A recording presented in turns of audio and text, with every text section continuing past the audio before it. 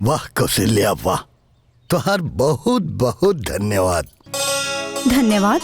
हाँ। हमरा के कैसे धन्यवाद? अरे भाई, राम लखन जैसे 2 गो बेटवा तो देबे कोइलू और साथे साथ अपना समझदारी से हमरा घर के भी अयोध्या बना देलू। अच्छा, एमे अकेले के हम ही श्रेय के भागीदारी नहीं की, एमे आप भी बराबर के भागीदार हैं। अपन अयोध्या संभारे खातिर अगर जानकी जैसन बहू ना लाके देती ता ये हमार अकेले के बस के ना रहल। सही कहता कौशल्या, अरे जानकी जैसे लक्ष्मी बहू पाके तो हम धन्य हो गईनी। भगवान सब घर में जानकी जैसे बहू देवो।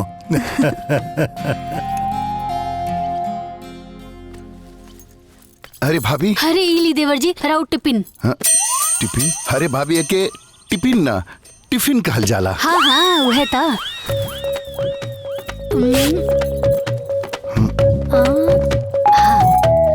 ई राउर पॉकेट नी, हाँ रख ली। भाभी तू इंग्लिश के उंग्लिश कर देलू, एके पॉकेटरी ना पॉकेट मनी कहल जाला। हाँ हाँ वह था। हाँ। लेकिन देवर जी एक बात बताई कि इंग्लिश तो हम जानी ले, लेकिन ये इंग्लिश का कहाला? इंग्लिश ओके कहल जाला जेके सुन के सब मजा लेवेला। अच्छा। धत, हाँ? मतलब रहुआ हमार मजा लेता नी, सब बुझता नी, हमरा के ना पुलिस मत समझा। पुलिस? अच्छा ओके, पुलिस ना पुलिस कहल जाला। पुलिस मतलब मूर्ख, अब पुलिस मतलब सिपाही, बुझलू? हाँ वह था। भाभी के चक्कर में हम इंग्लिश हो जाए, हे भगवान।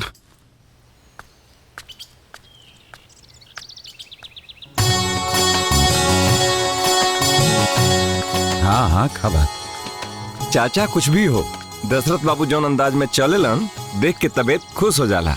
ए बाबू, इस सुखी इंसान के निशानी है। और फिर जेकर दुद्दू को सपूत होखे वो काहे ना सीना तान के चली। एगो खेती से घर में अन्न भरले रहेला और दूसरा नौकरी से घर में धन भरले रहेला। सही कहला, सही कहला। जौना घर में अन्न धन दोनों भरल रहेला उसे सुखी घर कौन होई? हाँ सही कहला, सही बात। अरे अरे चाचा प्रणाम।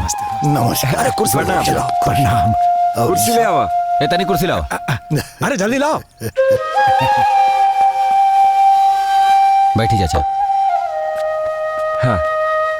अरे भाई लोग सब ठीक बा ना? मस्त। अरे का ठीक ठाक रही चाचा, ठीक ठाक तो रौरे प्रधानी में रहल है, ई प्रधान तो सुनते नहीं खे। हाँ? राजन ठीक कहा तारन चच्चा, जब प्रधान सही रहला तब पूरा गांव सुखी रहला, और जब पंच प्रधान सही रहला तब पूरा देश सुखी रहेला। सही बात कहता, सही कहला। दशरथ बाबू, हमने को बात कहता कहीं कि रउआ फिर से प्रधानी लड़ जाए और हमनी निर्विरोध रउआ के जिता देहल जाए। हाँ चाचा, फिर से प्रधानी लड़ जाएंगे आप। जिता दे। चाचा ठीक कहता नहीं। अरे ना ना, अभी चुनाव लड़े के उम्र ना, तीर्थ धाम करे के उम्र है। और वैसा हूँ लड़का सब हमरा के कोनो काम ना करे दिला सब। काहे कराए लोग दशरथ बाबू, ऐसा संस्कारी परिवार जौन बा, राहुल तो घरे तीर्थ धाम बा। अरे ये सब भगवान के कृपा है, आज जनता के दुआ है। बस भगवान करे केहू की नजर ना लगे हमरा परिवार पे।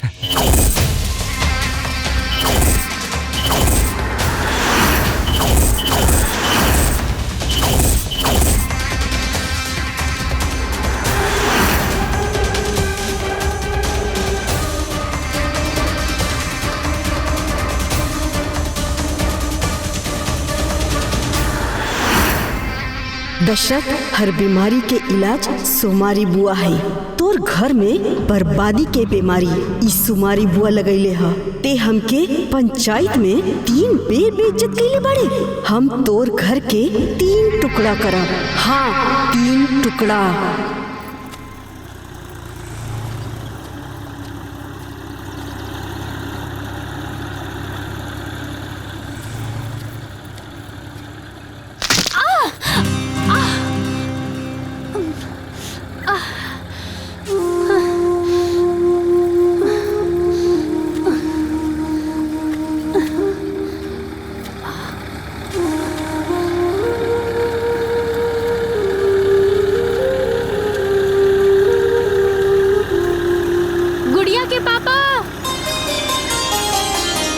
गुड़िया के पापा। हाँ हाँ आवता नहीं।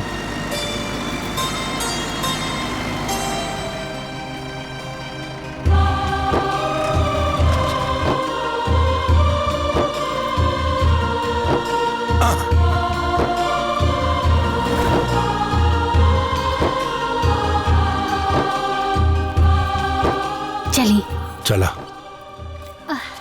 अरे तार गुड़वा में का भइल बा?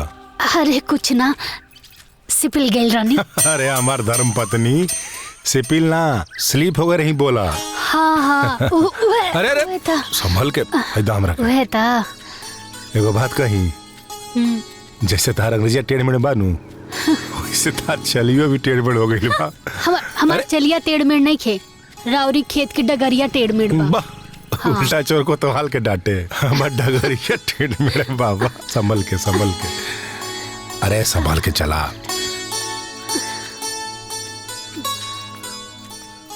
अरे ठीक बाड़ू? ठीक बस ऐसे।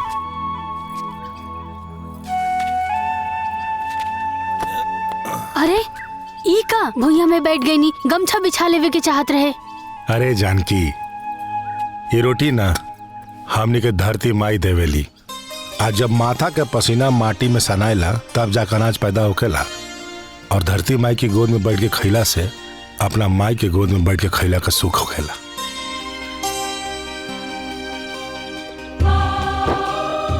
अरे हाथ ता धुलनी। अरे हाँ। बस बस बस।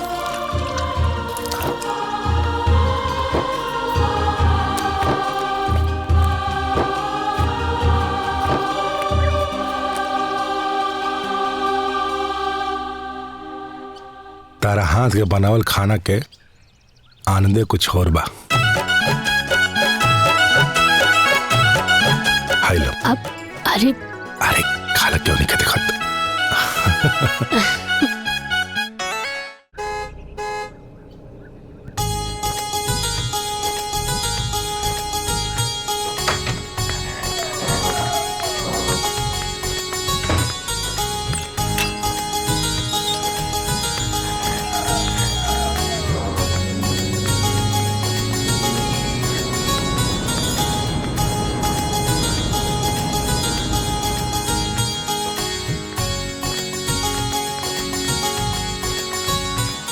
Good morning sir. Very good morning. आवा लखन आवा। और बताई सर, हमरा अहिजा काहे खातिर बोलौनी है? भाई हमरे लगे तोहे सुनावे खातिर दुद्दू को खुशखबरी हो। एक खुशखबरी हमरा खातिर और दूसर खुशखबरी तोरा खातिर। खुशखबरी? कैसन खुशखबरी सर? भाई तोरे मेहनत और लगन से ई बार हमरे कंपनी में रिकॉर्ड 20 करोड़ का मुनाफा भइल बा। ये सब तोरे मेहनत का परिणाम है। ना ना सर, ऐसन कोनो बात नहीं खे। ई सारा श्रेय आपके बा। रउआ हमरा ऊपर भरोसा केनी, हमरा अपना ढंग से काम करे के मौका देनी। हम तो खाली अपन फर्ज निभानी। भाई खुशखबरी हो तो हम तोरा के आज मिठाई भी खिलाई और खुशखबरी भी सुनाई। पहले एक काम करा, मिठाई कर। ये भइल ना बात। भाई खुशखबरी ही हो कि आज से तोहार तनख्वाह 75,000 से 1 लाख। थैंक यू वेरी मच सर। सर हम एगो जरूरी फाइल लेके आयल बानी। अच्छा, ओकरा पर साइन कर दी सर। दादा पढ़ के साइन करके भिजवा दे। ठीक है? ठीक बा सर। जा तनीर। टेक केयर बेटा। हाँ।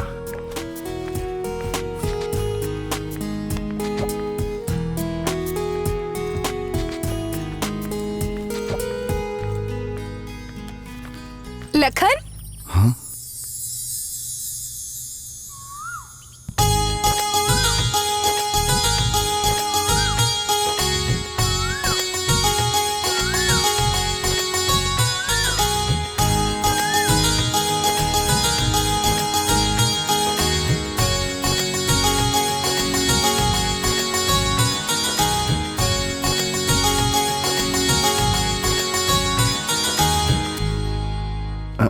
संजना तू? हाँ हम।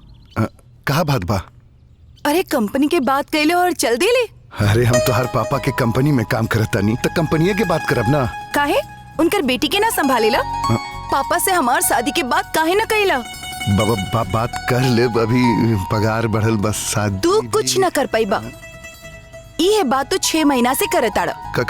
आज हम बात करब, तू चला हमरा साथे। अरे संजना सुना था।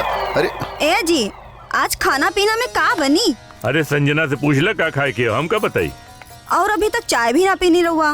अरे पी ले ली, थोड़ा तो छोड़ ले। 1 मिनट पेपर पर साइन कर ली। पापा। हाँ बेटा, क्या भइल? पापा।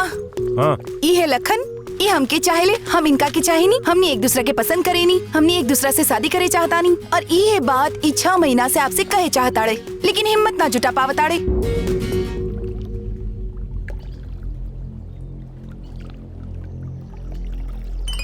ये तो बहुत अच्छी बात।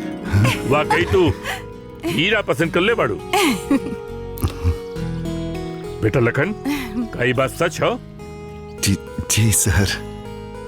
अरे वाह, गुड। तू अपने घर वालों से कह दे कि हम रिश्ता का बात करे, तोरे घरे आवत है। हाँ पापा, थैंक यू। ठीक बा सर। हाँ बेटा, तू लखन के 6 महीना से जानत बाड़ू और हम 6 साल से जानत है। I am proud of you बेटा। थैंक यू पापा। लेकिन बेटा, लखन बबुआ के परिवार गांव देहात में रहे वाला परिवार बा। कितना मान सम्मान मर्यादा में लोग रहेला, और तू शहर में रहे वाली लड़की बाड़ू, महल में रहे वाली बाड़ू, और तू कैसे अपने आप के गांव में एडजस्ट कर पैबू? मम्मी, सीता माता भी राजा जनक की बेटी रहली। वो भी आप राम खातिर नंगे पांव चलल रहली और झोपड़ी बना के जंगल में रहत रहली। हम भी अपन लखन खातिर सब कुछ एडजस्ट करे। वाह वाह बिटिया वाह। अरे हम तो सोचत रही तू अंग्रेजी में डबल MA कर ले बाड़ू, हिंदुस्तानी संस्कार भूल गए होबू। बाकी ना, तोरा भीतर अभी भी भारतीय नारी का संस्कार जिंदा बा। लखन बेटा, तू जाके कह दिए अपने घरे कि हम संजना के ब्याह के बात करे, जल्दी है तोरे घरे आई, ठीक है?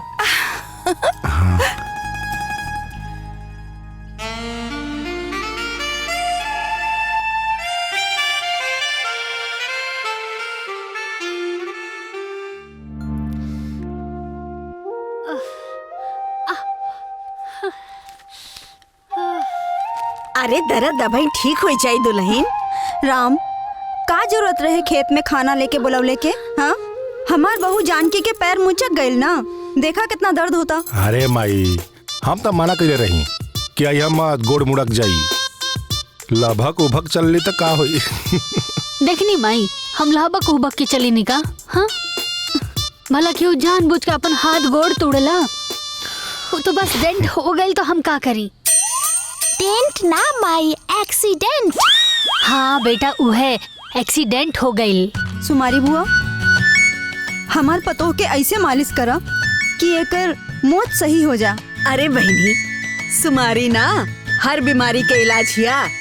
कौन नस मुड़कल बा हमरे पकड़ में आ गइल बा, अबई ठीक कर देत बानी।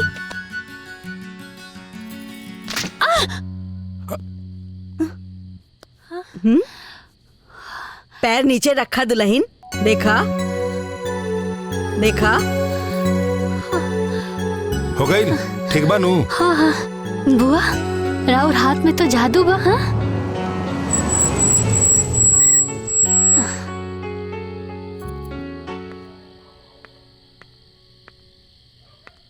का हाल बा भैया? बहुत बढ़िया, अपन बताओ। अरे भाभी, हाँ? पैर में कोनो दिक्कत हो गइल का? अरे कुछ ना देवर जी, बस पैर मुचक गइल रहे, अब ठीक हो गइल बा। अच्छा। चाचू चाचू, ई का है? मिठाई है का? हाँ बेटा, एमे मिठाई है सब लोगन के खातिर। ई कौना खुशी में मिठाई आइल हो बबुआ? अरे बाबूजी, बॉस हमार काम से इतना खुश बाड़न कि हमार तरक्की कर देले बा। अच्छा। अब हमार सैलरी 75,000 से 1 लाख हो गई। अरे वाह, ये तो बड़ा खुशी के बात हो बेटा। हाँ बाबूजी, और इतना खुश बाड़न कि काल वो आप सब लोग से मिले खातिर घरे आ रहल बाड़न। आप सब लोग से मने हमनी घर वालन से? हाँ बाबूजी। ए बेटा, इ तरक्की के साथ साथ कहीं रिश्ता नाता के बात तो ना हनु?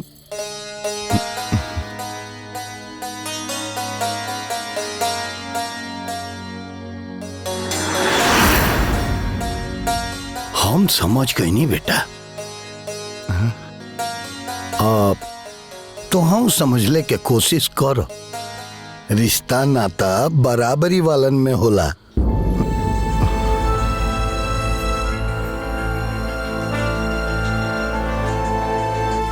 धनराज बाबू बहुत बड़ा आदमी हवन। उनकर बेटी शहरी माहौल में पढ़ल बढ़ल बिया। हमरा घर के माहौल ओकरा रास ना आई।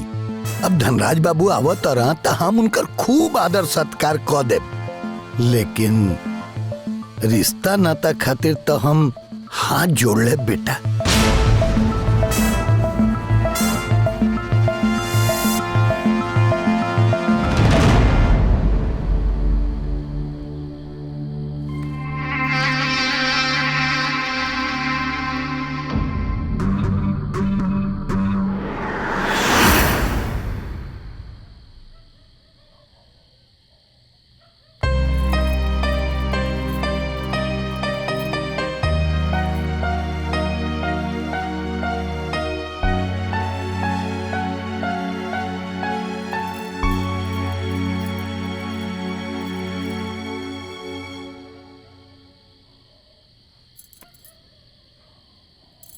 देवर जी।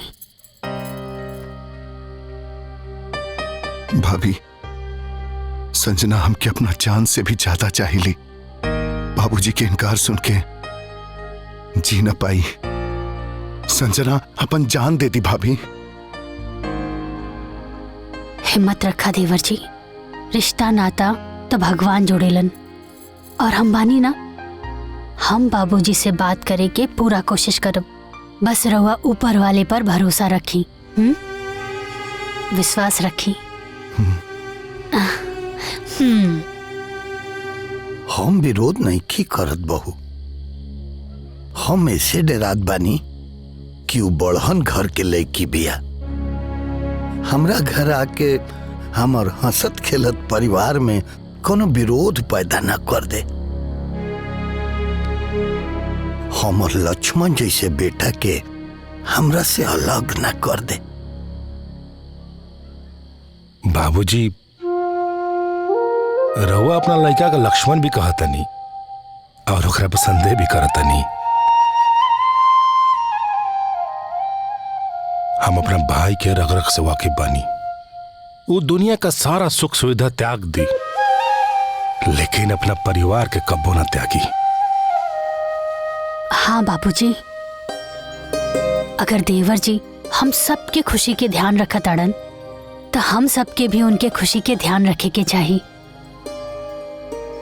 अरे हमार देवर जी के जौन औधा बा, जौन स्टेटस बा, ओके हिसाब से उनकर परिवार होके के चाहिए, ताकि वो अपना जिंदगी मन मुताबिक जी सके और पूरा समाज में गर्दन उठा के चल सके। बहुत ठीक कहा तारी राम के बाबूजी। हमनी के अपन परिवार के एकता, व्यवहार, संस्कार पर पूरा भरोसा बा। वो कैसन भी बिया, हम अपना व्यवहार से ओकरा के बदल लेब। हाँ बाबूजी, लखन के खुशी खातिर मान जी। ओकर उदास चेहरा हम देख नहीं की सकत। मान जी बाबूजी। हाँ बाबूजी। ठीक बा, लेकिन हम धनराज बाबू के ऑयला के बादे फैसला करें कि हमरा हाँ करे के बा कि ना। एमन तो समाचार बहुत बढ़िया बा।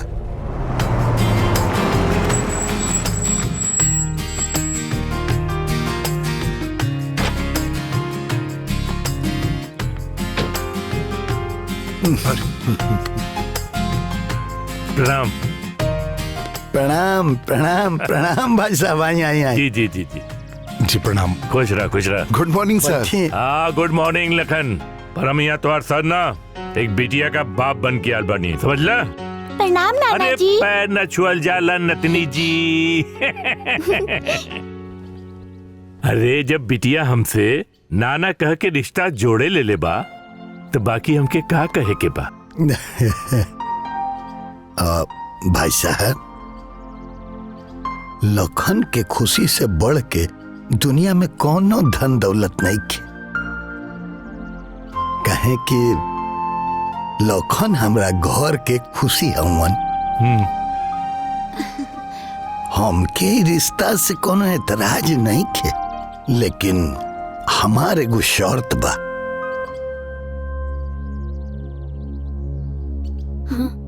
शर्त? हाँ बताई। भाई साहब, लखन के ब्याह भइला के बाद उ घर जमाई बन के रहुआ यहाँ ना रही, बल्कि राउर बिटिया भी हमरे यहाँ रही। भाई साहब, इस शर्त लखन ना पहले ही हमरे बिटिया और हमके बता चुकल बा। बाकी आपका भी शर्त हमरा के मंजूर बा, बस ही रिश्ता खातिर हाँ कर दी आप। भाई साहब, जब आपकर बड़की बहू आपके अयोध्या में आके राम खातिर जानकी बन गई, तो हमरा के पूरा विश्वास बा कि हमार बिटिया भी आपके यहाँ के लखन खातिर उर्मिला जरूर बन जाए। बस आप रिश्ता का आदेश दी। भाई साहब, ये रिश्ता हमरा घर में पहले ही मंजूर रहे। हाँ, कुछ शंका हमरा मन में रहल, लेकिन आपसे मिलला के बाद आपके विचार भावना सुन के इहो शंका दूर हो गई। हमरा ये रिश्ता मंजूर बा। बहुत बहुत धन्यवाद भाई साहब। अच्छा, अब हमरा के आज्ञा दिया। अरे भाई साहब, रिश्तेदारी में हाथ ना जोड़ल जाला, अरे गले मिलल जाला।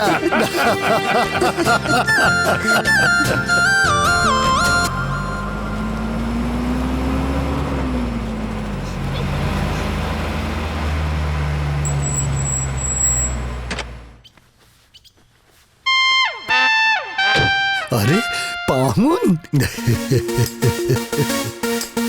अरे पाहुन, नमस्ते। हाँ, नमस्कार। प्रणाम भैया। खुश रहो, खुश रहो। इनके का भइल? पहले ही बतावा, बिना ही राम लगन से पूछे अपना लड़का के लगन कैसे कर देला? अरे रउआ रास्ता भर तो बड़बड़ाते ही नहीं ना, और यहाँ आओ ते नखरा झगड़ा चालू कर देनी। हाँ, नखरा भी करब और झगड़ा भी करब, बाकी कितनो मनई है हम माने वाला नहीं खी। और सुना, तू जाके अपना भौजाई भतीजा से मिला, हम इनकरा से फरियाद बानी। ठीक बा, हम जात बनी, रउआ फरियाली। हाँ जा। हाँ, अब बतावा, काहे ना बतौला हमसे, काहे ना बतौला? अरे भाई, अब बहिने अइला हैं, तनी जुड़ा लो, चाह पानी पी लो, फिर लड़ी हो। हे गुड़िया, जा भीतर कह दे कि पाहुन आइल बड़ा, कुछ चाह पकौड़ी बना के लिया वालो। ठीक बा दादाजी। एह बार तो हर जीजा पकौड़ी ना पिज्जा खाई है, पिज्जा। अब की बार जितना मनईबा हम माने वाला नहीं खी। और सुना, लड़िया भर नेक लेके और बक्सा भर विदाई लेके जा, बुझला?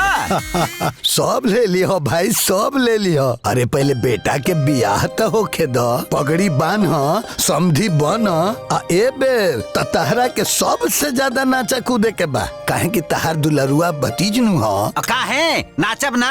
अरे हमार भतीजा बा, और के नाची है? अरे हमार उहाई नाचब, फरुहाई नाचब, और धुरियंग नाचब, नागिन डांस करके नाचब, और उलट के नाचब, पलट के नाचब। ये बतावा, हाँ, हमार दुलरुआ भतीजा बा कहवा? बा भीतरे बा, आवो। हाँ, चला। अरे बहनी, कलियो 2 ट्रक सामान आयल रहल हा। बहनी बड़ घर के लड़की रहा, आयल है तो का भइल? तो हमनी के दबा के नेग लिहल जाई मुखिया इनसे। हाँ, बस ऐजा बैठ के पंचायत करे के बाद तू लोगन के चला, अबेर हो रहल बा, चला हमरे साथे आवा।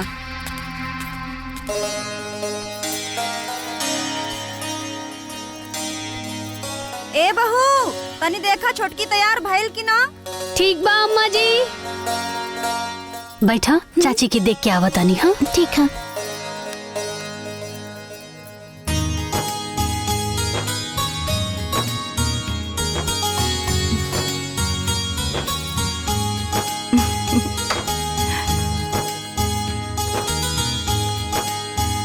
हाँ, अरे वाह, हमार देवरानी जी तो एकदम ब्यूटीफुल लग रही है। दीदी, ब्यूटीफुल ना, ब्यूटीफुल। हाँ, वह तो। लेकिन लेकिन देवरानी जी, ये पल्लू तो बहुत ही छोटा बा। घूंघट घूंघट कैसे होई, मुंह दिखाई बा। लेकिन दीदी हमरा क्या ऐसा नहीं साड़ी पहने आवेला। Tension not. हाँ हम बानी ना। हाँ थैंक यू। Mission not. हाँ मिशन नॉट ना दीदी, मेंशन नॉट। हाँ वो है ता मेंशन नॉट। हाँ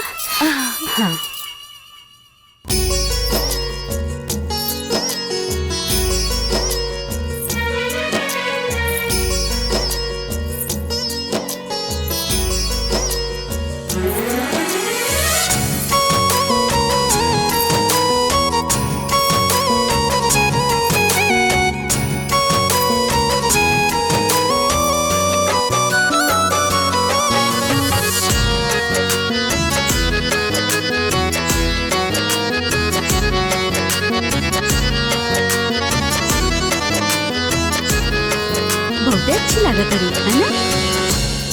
अरे भाई सही में दहेजो खूब मिलल बा और बहुरियाओ खूब सुंदर बाड़ी। ये परी के बाड़ी सही बात बा। बड़ी सुंदर बिया लड़की, बड़का घर के हिया, बड़ा दहेज मिलल बा।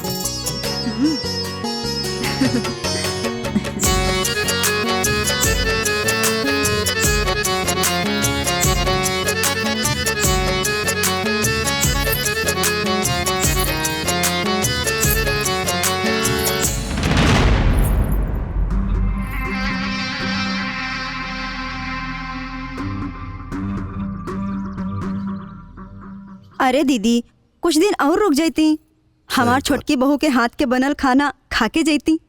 ना भाभी, हमके जाए दी। रउआ जाना तनी ना, हमरा घर पे ना रहला से ही घर के पूरा काम बिगाड़ देवेले। अरे दीदी कौशल्या रहे द, हम बहुत मनावे के कोशिश कोई नहीं है लोग के, लेकिन मानत नहीं खन। अरे हाय हमार पाहुन डोलिया भर के नेग ले, अब बक्सा भर के विदाई ले जाए।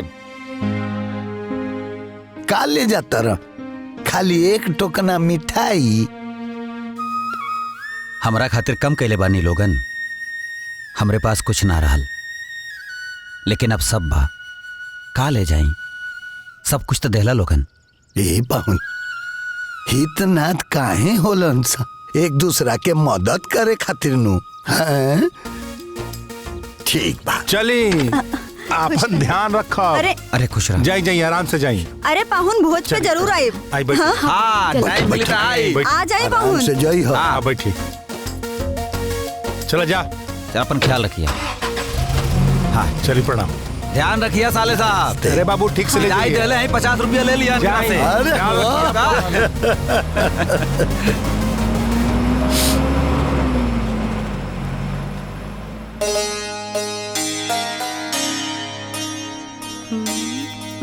देवरानी जी, ई ली गर्मा गर्म चाय। पी ली। हाँ ठंडा हो जाई। हाँ देवरानी जी, आजकल ना भोजपुरी सिनेमा देखे खातिर ना कोनो नौका ऐप आइल बा, जेमे जब चाहो जौन पसंदीदा सिनेमा हो देख सकेनी। नाम का रहे ओकर? हाँ दंगल प्लेयर्स ऐप। दंगल प्लेयर्स ऐप नहीं, दंगल प्ले ऐप। हाँ उहे तो दंगल प्ले ऐप। हाँ देवरानी जी, एके मोबाइल में ओवरलोड कैसे कइल जाला? अरे दीदी ओवरलोड ना, डाउनलोड। अरे अच्छा हम आपके दिखावता नहीं, बहुत ही आसान बा। हाँ ई आपके प्ले स्टोर में जाए के बा, वहाँ से दंगल प्ले ऐप इंस्टॉल करे के बा, और जब चाहे आप सिनेमा देख सकेनी। हाँ अरे देवरानी जी, ये तो बहुत ही आसान बा। Thank you. अरे दीदू थैंक यू ना, थैंक यू। हाँ उहे तो थैंक यू।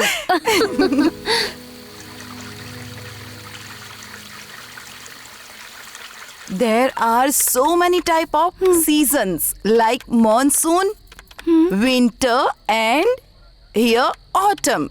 एकर मतलब कई तरह के सीजन होला, जैसे कि बारिश के, ठंड के। अब आगे रहुआ पढ़ी। ई देखा ई कैसे हम चली चली ई ली रवा लो गर्मा गर्म दूध पी ली। हाँ गुड़िया तू भी पी ला और चला सोते चला। ना मम्मी, आज हम चाचू चाची के पास सुतब। कैसन बात करे ताड़ू? हाँ, चाचा चाची के सूते दा, तू चला हमरा साथे सूता। ना मम्मी प्लीज हमरा के सूते देना। हाँ, प्लीज प्लीज मत बोला हमरा के, कहा तानी ना, चला हमरा साथे। अरे रहा था भाभी, जब गुड़िया के नींद आवे लगी तो हम खुदे पहुंचा दे। हाँ दीदी, जब तक पढ़ रहा बानी पढ़े दी ही, और वैसे भी हम एकरा के रोज ऐसे ही पढ़ाई, फिर पूरा क्लास में टॉप करवाई। अच्छा ठीक बा, लेकिन आ जाइया। हाँ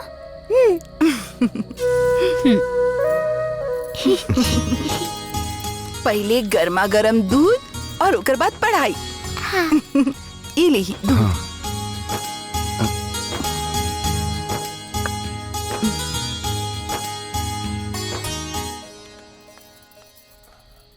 हाँ। गुड़िया कहाँ बड़ी? गुड़िया गुड़िया बाड़ी अपनी चाची के रूम में। ओकर चाची कह रल बिया कि गुड़िया के ऐसे ही रोजाना पढ़ाई और क्लास में ना टॉप कराई, टॉप। अरे हमार धर्मपत्नी जी, टॉप ना टॉप। हाँ वह था। तो अच्छा बात बना कि अपन बेटी टॉप करी। वैसे एक बात कही, आजकल गुड़िया ना हमनी के साथे कम और अपना चाची के साथ ज्यादा रहेली। चलो बढ़िया बा। हाँ, अपना चाची के साथ थे ओकर मेलजोल बढ़ गइल बा। अरे एक बात बतावल तो भूल ही गई नी, देवरानी जी जोन बाड़ी ना, का फर्राटेदार अंग्रेजी बोले नी। अच्छा हाँ, फर्राटेदार अंग्रेजी। हाँ। अरे तो बड़का कॉलेज से पढ़ के आइल बड़ी नू। हाँ। एगो बात बोली, तू ना अपना देवरानी से जाके अंग्रेजी बोलल सीख ला। कम से कम तार लसर पसर अंग्रेजी से बजे तो कल बात जेबू। हिसाब करा तानी 1,31,000 रुपया उधार हो गइल बा। वैसे कहा तो ठीक है बानी। ए राम के माई, हम कुछ काम से गाँवे जातनी, वहाँ हम मेहरनुअन के भी कह दे खाए आ जाइए लो। हम राम से कह देले रही कि जब भी बाजार जाइए तब मेहरारुअन से कह दिया, ना तो वापस आवत समय कह दिया। आप कहाँ मेहरारू खोजे जाप? अरे हम खोजे के ना कहे के कहनी है रे। बुढ़ापा आ गइल लेकिन तहर शंका ना गइल नू। शंका काहे जाई? हम राउर पीछा 7 जन्म तक ना छोड़ब। ना पीछा और ना शक। बूझ गई ना? बूझ गई नी। हाँ तो हम एगो बात ध्यान लगा के सुन लो। बहुया के कह दी खाना ठीक ढंग से बनाई, हमार बेइज्जती ना होके के चाहिए। आप चिंता ना करी, आप जाई हम कह देब। ठीक बा ठीक बा।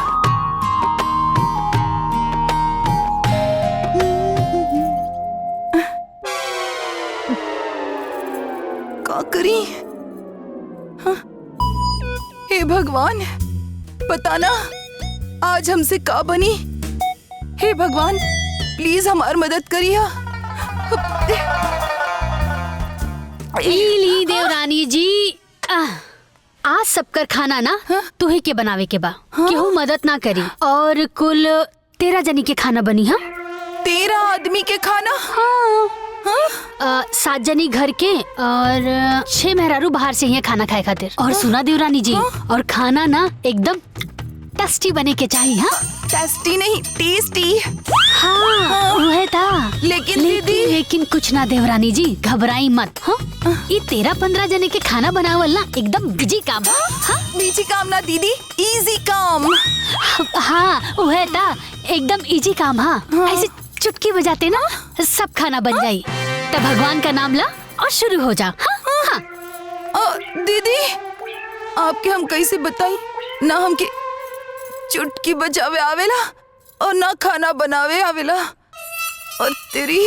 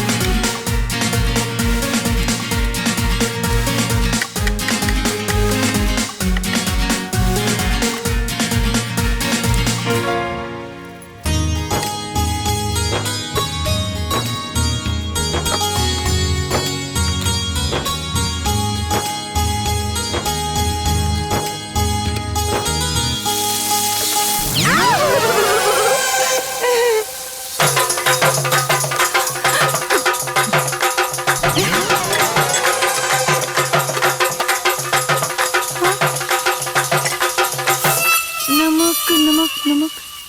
हाँ ये रहा। अब नमक 13 आदमी के 13 चम्मच। हाँ हाँ।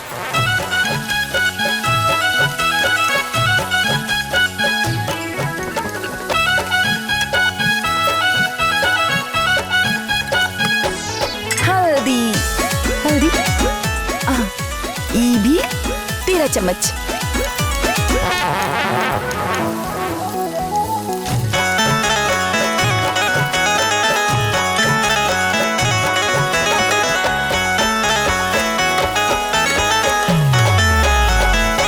हाँ मिर्ची पाउडर ये भी 13 चम्मच।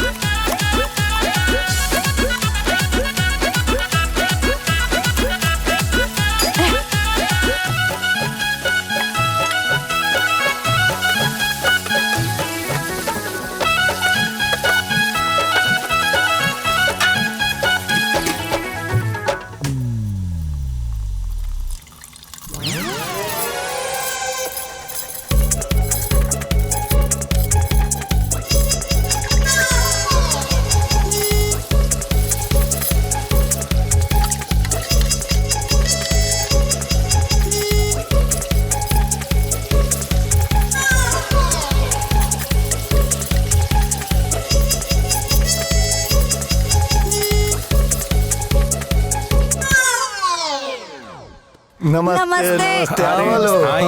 नमस्ते। नमस्ते नमस्ते प्रणाम। आज जेकरा जितना मन करे उतना खइहलो। हाँ बाद में हमरा के मत कहिह कि हमरा के आधा पेट खिया के भेज देनी। अरे आज तो भरपेट खइबो करब और गठिया के भी ले जाए। छोटकी दुल्हन के हाथ के रोज रोज खाए के थोड़े ना मिली। हाँ सुमरी बुआ जितना मर्जी करे उतना ले जाई। पतो हो जी बाबूजी। परोसा खाना। हाँ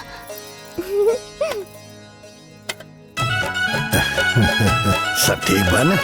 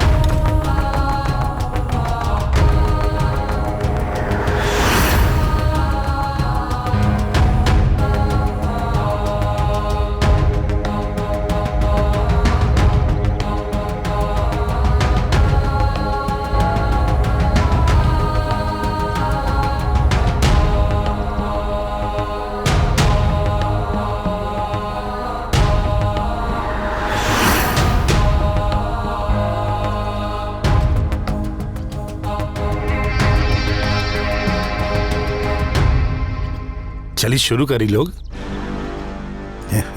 खाई लोग।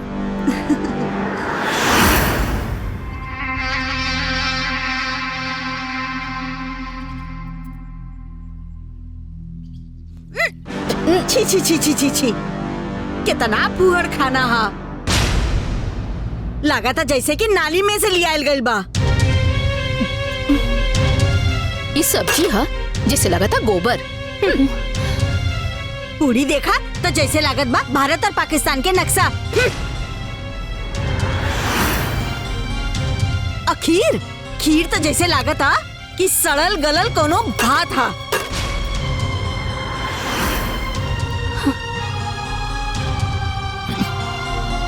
ए दशरथ बाबू हमने की का गाय भैंस समझनी हा। जौन खाना कुत्ता भी ना पूछे वो हमनी के सामने परोस देनी हा। ए चला लो हाँ, चला लो। ये हाँ बड़का घर के पकवान। चलो ये सत्कार बा चला। अरे सुनी सुनी ना।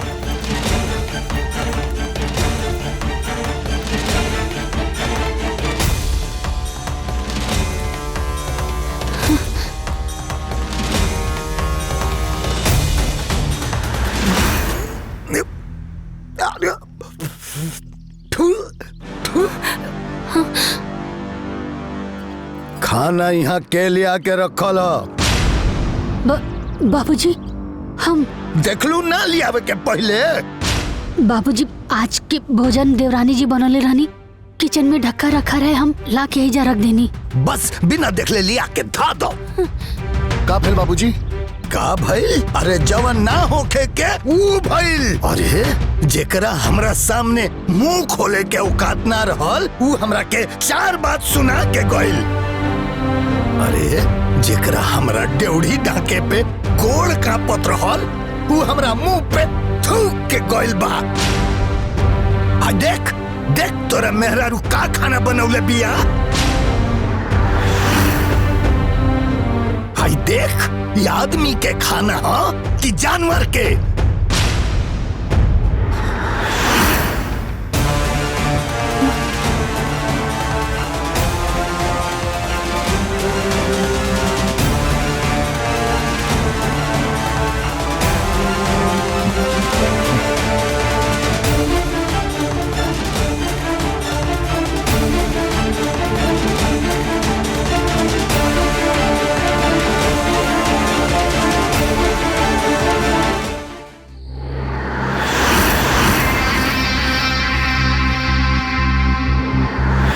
लाग गई दशरथ के घर में बर्बादी के बीमारी। मिल गई मौका। सुमारी करा अपने बदला के तैयारी। ऊ घर के सबसे कमजोर कड़ी, ऊ घर के छुटकी पतोहू बिया। सुमारी घुस जाओ घर में और लगाता सेंध।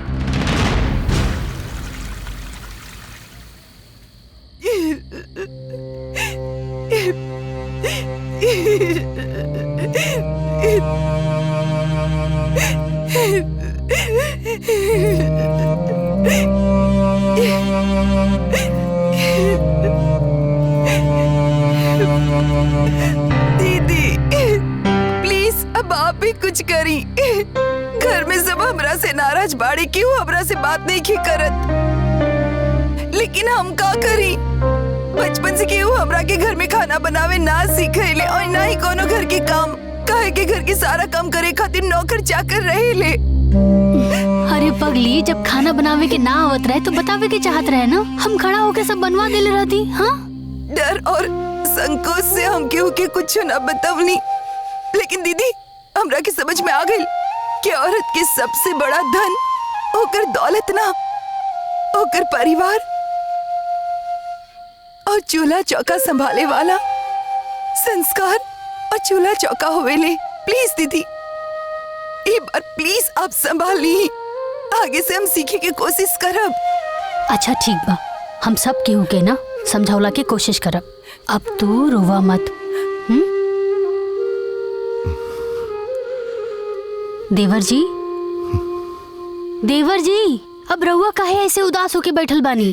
तो का करी भाभी, आज पहला बार अपना वजह से माई बाबूजी के चेहरा उदास देखनी। हम नहीं के चाहता नहीं कि हमरा वजह से उनका सर कबू झुके। लेकिन प्लीज सिर्फ एक बार, बस एक बार हमरा के मौका दी।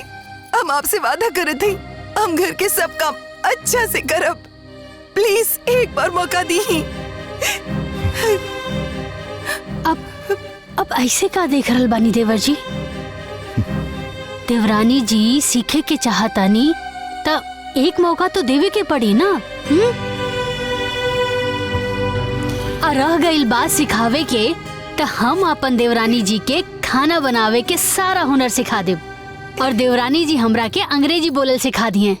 ऐसे देवरानी जी के खाना बनावल भी आ जाई और हमरा के अंग्रेजी बोलल। बोला मंजूर बा? हाँ मंजूर बा। हम आपके सारा अंग्रेजी बोलना सिखा दे और आप हमके खाना बनाना सिखा दी। अरे लेकिन माई बाबूजी के क्या समझाई? का का देवर जी, माई बाबूजी के हम बहुत अच्छे से जानतानी। जितना जल्दी वो लोग रिसिया ले ना, उसे जल्दी मान भी जाले। अभी काम करी, चलिए हमरा साथे। आई आई। दीदी thank you. Thank you bank you की जरूरत नहीं खे, हम बानी ना। अब ऐसे का बैठल बानी, चली आई हमरा साथे।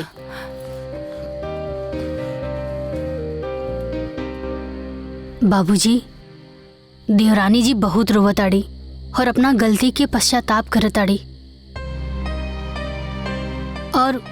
और देखी ना देवर जी भी कितना उदास बाड़न। तो हम का करी? माफ कर दी बाबूजी, और एक मौका दे दी। देवरानी जी खाना बनावे के सीखे के चाहताड़ी और एक दिन सबसे बढ़िया खाना बनावे के वादा करत बाड़ी। बाबूजी, गलती तो सब केहू से होला। आखिर वो हमनी के घर की छोट बहू बानी और हमनी सबके भी फर्ज बनेला कि उनके एक मौका देवे के चाहिए। और अगर कौनो कमी बात हमनी सब मिल के सुधार करे के चाहिए ना। बहू, तरह के विश्वास बा कि खाना में बिगड़ल हाथ इतना जल्दी सुधर जाई? हाँ बाबूजी, जो ना जज्बा और भरोसा के साथ में वादा केले बाड़ी, हमरा के पूरा भरोसा बा। बाकी हम बानी ना, हम सिखा देव देवरानी जी के। राम, हाँ तू का कहतर? बाबूजी, जानकी के बात से हम सहमत बानी। और वैसे भी बाबूजी, संजना भी हमने के परिवार के वो अहम अंग बाड़ी। शरीर से कोई भी अंग अगर अलग हो जाए तो शरीर कोनो काम का ना रहेला। संजना के एगो मौका देवे के चाहिए। ओकरा से पहले हमके एक बार लखन से पूछ लेवे के चाहिए। बोला बेटा, तू का चाहताड़ा? ओकरा से का वादा करके आयल बड़ा?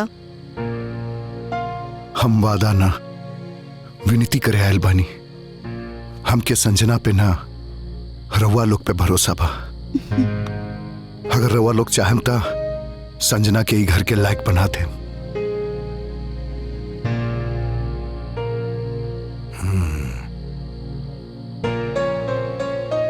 ठीक बा लखन, एक मौका देत बानी, लेकिन एक शर्त पे कि हम उन्हें के फिर बुलाइब खाए खातिर। और ए बेरिया उन्हन के उंगली दिखा के ना, उंगली चाट के जाए के चाहिए। बुझ गइल? अब बहू के समझा दियो। ठीक बा बाबूजी।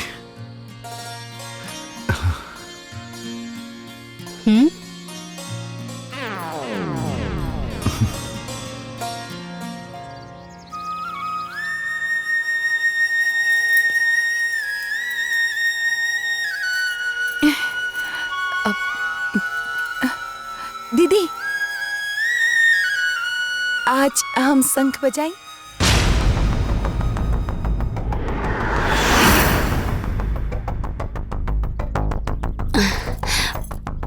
बिल्कुल, ला।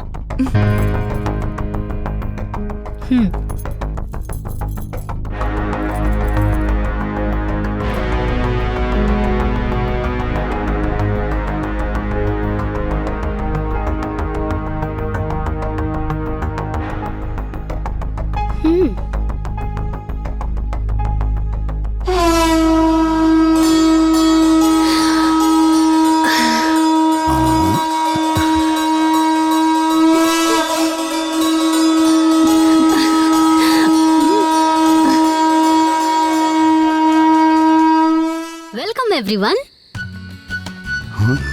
please have a seat and have yummy dinner. अरे वाह भाभी जी, तू तो बहुत अच्छा इंग्लिश बोले लगलू। यस देवर जी, अब हम अंग्रेजी बोलल सीख लेनी।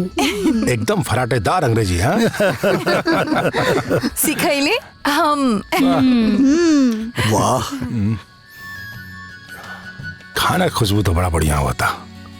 भैया जी, पहले खाकर तो देखी स्वाद कैसन बा। हाँ हाँ, अभी खाता नहीं।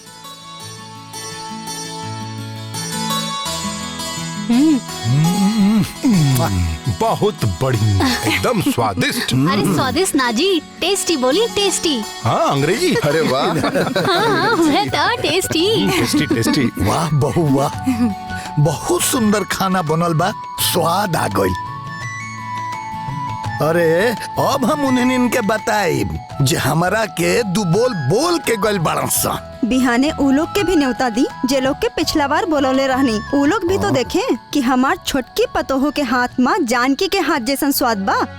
हाँ अम्मा जी, आखिर देवरानी जी के खाना बनावल तो हम सिखौले बानी, तो हमरे ही नु स्वाद आई। कुछ हो राम के माई, एक बात तो बहुत बढ़िया भइल, हमारा दोनों पतोहू में एगो के खाना बनावे आ गइल आ दूसर की के अंग्रेजी बोले आ गइल।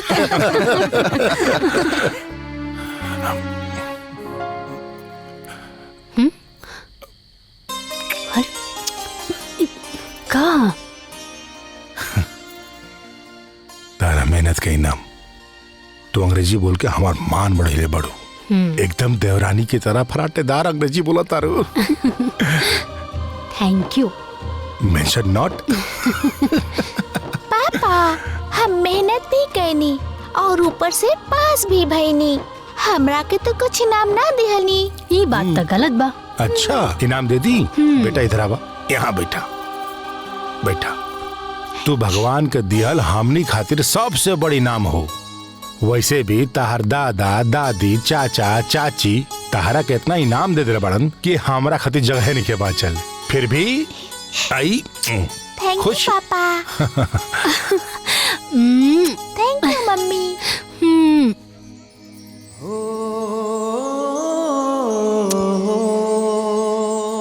का भइल? तोहार मेहनत के इनाम आज तो पूरा परिवार के दिल जीत के हमार सम्मान बढ़ा दिलू। अरे सोमरिया सोमरिया आहे ने, अरे सोमरिया आहे ने।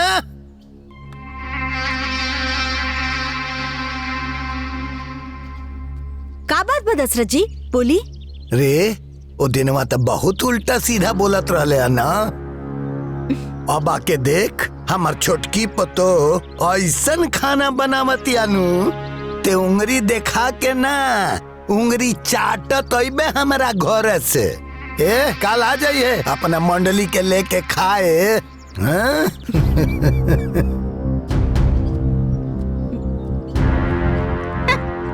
बड़का पतोहू वाला बनल बाड़े। पर ये चमत्कार कैसे हो गई?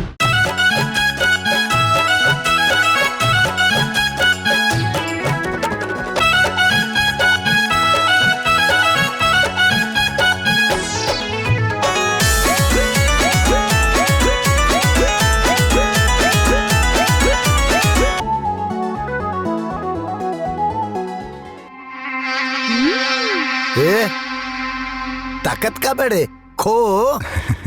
हाँ अरे हाँ हाँ दशरथ बाबू, आज तो लागत जैसे बड़का होटल से खाना आयल बा। अरे होटल से ना, हमार छोटकी पतो बनवले बिया।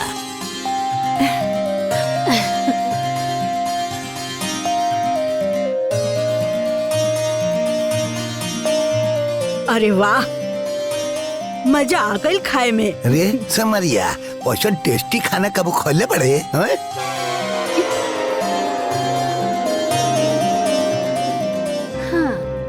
पर दशरथ बाबू ये चमत्कार भइल कैसे? अरे मेहनत से लगन से हमार दोनों पतो आपस में समझौता कइले बाड़ी। बड़की छोटकी के खाना बनावे सिखा देहलस और छोटकी बड़की के अंग्रेजी बोलल सिखा देहलस, बुझले?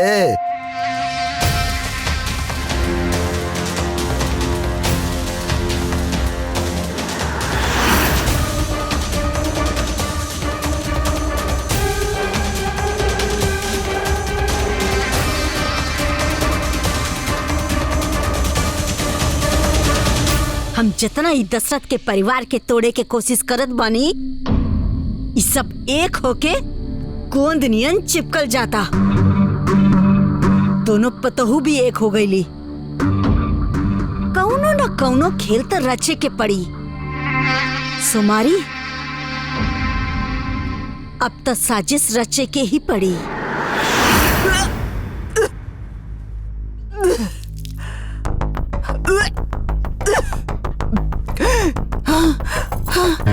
अरे देवरानी जी,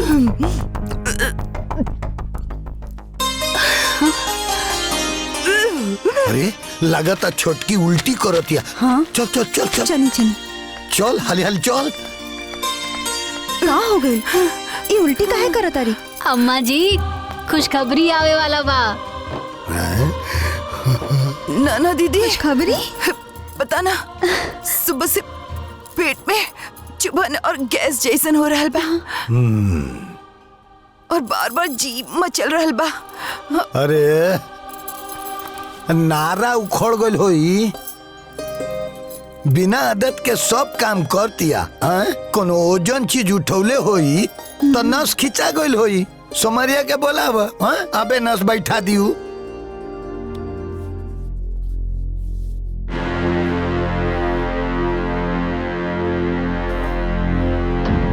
बस बस बस बहुरानी, बस बस अब ही आराम हो जाई। बस बस अब नस पकड़ में आ गई बहुरानी। उठा उठा, ठीक से बैठा तू। अब ही आराम हो जाई। देखिया लिया।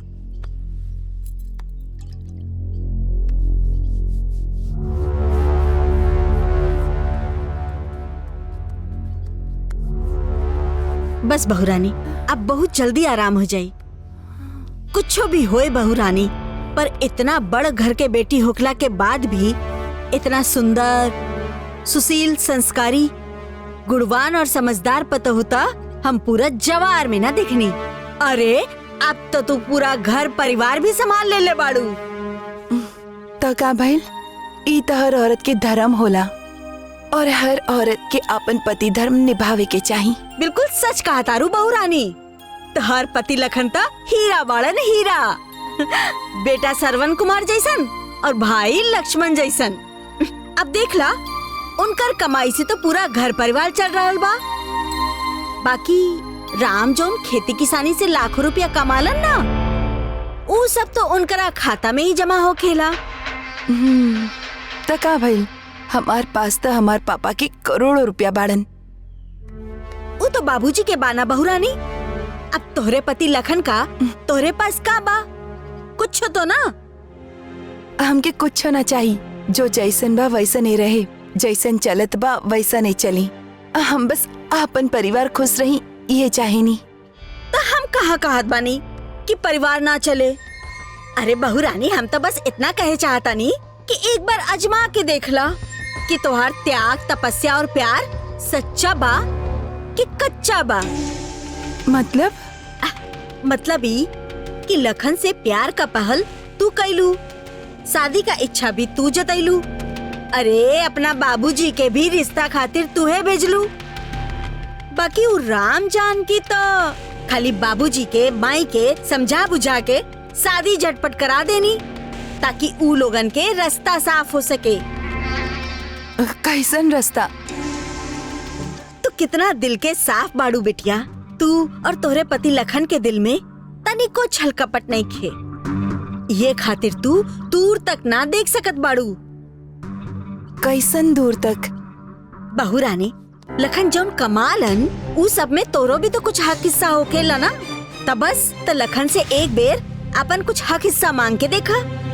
अगर दे देलन तो तोहार प्यार सच्चा बा, और ना देले तो कच्चा बा। मतलब ई बहुरानी कि लखन जितना प्यार अपन परिवार से कर रहल बाड़न, उतना प्यार तोहरा से करेलन के ना। अब देखा बहुरानी, हम कोनो विरोध झगड़ा के बात ना करतानी, हम भविष्य और समझदारी की बात कर रहल बानी। एक बेर परख के देख ला, सब कुछ ठीक रही तो तोहार प्रेम के विश्वास और बढ़ जाई, और ना ठीक रही तो सब सच्चाई सामने आ जाई।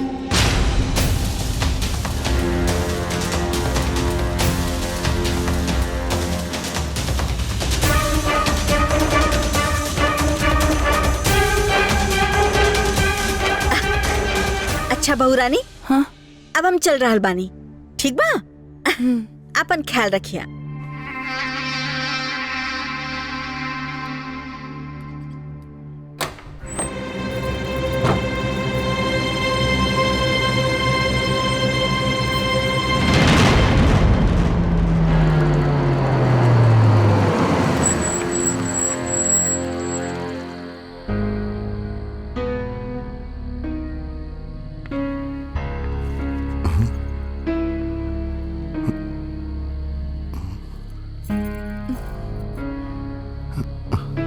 संजना?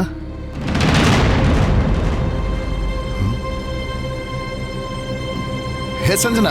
हाँ अरे रवा का बहनी।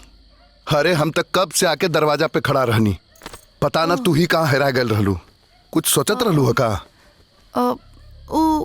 कुछ ना, वो एक उलझन से रहे।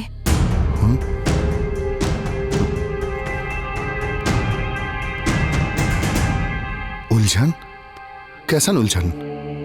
कोनो बात हो गई का? देखा तू हमरा के बतेबू न तो हमके कैसे समझ में आई। तू हमार जीवन साथी बाड़ू, जब तक तू अपन उलझन ना बतेबू तो हम कैसे सॉल्व करब? अब जाने दी, हम मना कर दे। मना कर दे? जायदा ये सब का बोल रहल बाड़ू? साफ साफ बोला का बात बा तो के हमार कसम। अगर आप इनकार कर देले तो? हम इनकार ना करब, बोला का बात बा? हमके 1.5 लाख रुपया चाहिए। 1.5 लाख? पता था, हमके पता रहे आप मना कर दे, ऐसे तो हम ना कहत रहे। कौन बात ना, अब जाइए दी, ना कट जाइए हमार सहेलियन के सामने। ना ना, हम इनकार कहाँ के ले बनी। कौना सहेली के बात कर रहल बाड़ू? अरे वो रिया बाना हमार सहेली, परसों कर बर्थडे बा और वो हमार बर्थडे पर 1.25 लाख के डायमंड के नेकलेस गिफ्ट कैले रही, तो ओकरे फोन रहे। अब का बोली? ठीक बा, कल हम जात जात भाभी के बोल दे तू भाभी से 1.5 लाख रुपया ले लिया। हाँ हाँ। ओह माय गॉड, सच्ची?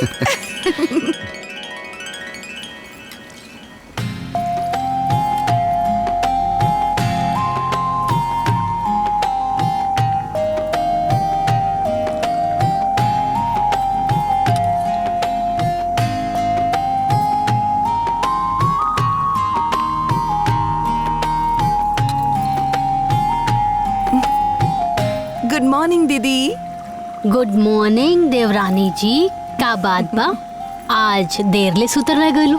हाँ दीदी, कल देर रात तक जागत रही।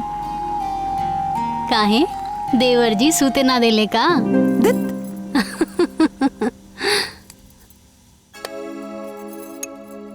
ई लातहार मॉर्निंग टी। Thank you. अच्छा देवर जी कहत रहलन कि कुछ पैसा चाहिए, कौनो सहेली के गिफ्ट देवे के बा। हाँ दीदी। तो कितना पैसा चाहिए? 1.5 लाख। 1.5 लाख? हाँ। अरे इतना पैसा कहाँ बा हमरा लगे? हमके तो लागल कि 2-4 हजार रुपया चाहिए, कौनो रोल गोल्ड के सामान देवे के हुई। भला 1.5 लाख के गिफ्ट दियाला? हाँ। देख लेनी, आखिर हमार शख्स सही निकलल। हमार घर में कोनो कदर ही नहीं खे। ठीक बा।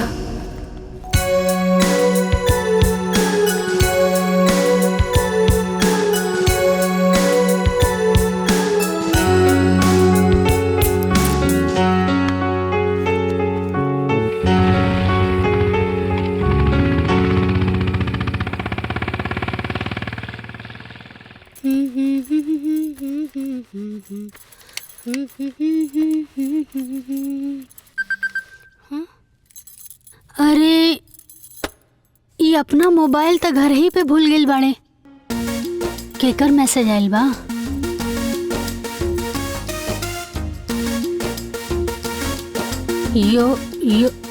योरस कसी करा करा डट टट ट कोनो जरूरी मैसेज भइल था? देवरानी जी के दिखावता नहीं, फट से पढ़ लिया हूँ। हाँ। अरे देवरानी जी। हाँ। अरे तनी जल्दी से पढ़ के बताई ना, बैंक से कुछ मैसेज आइल बा। हाँ।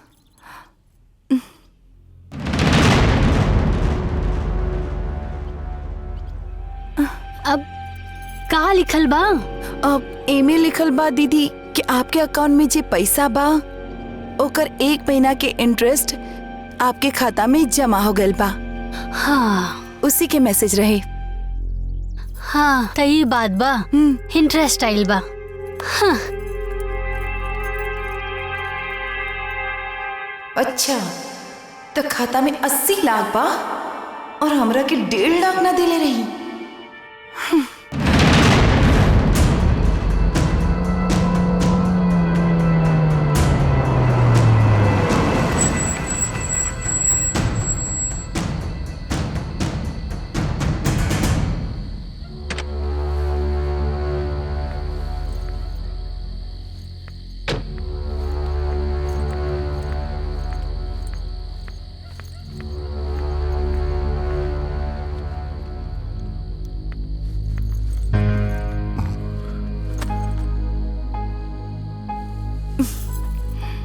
का भइल? ऐसे काहे लेटल बाड़ू? कुछ ना। भाभी पैसा ना देली हा का? ना, और रवा 2-4 हजार खातिर बोल के गए रहे भाभी के। हम रोल गोल्ड के सामान गिफ्ट में दे। हम कोनो भिखारी की बेटी नहीं खे। अरे नाना, हम तो ऐसा कोनो बात ना कहनी हा। हम तो कहनी कि संजना के कुछ पैसा के जरूरत बा तो दे दिया, शायद ना होखी। 80 लाख रुपया बा उनकर खाता में। हम खुद अपन आंख से देख लिया। तब काहे ना दे लिया? रुको हम पूछ के आवतानी।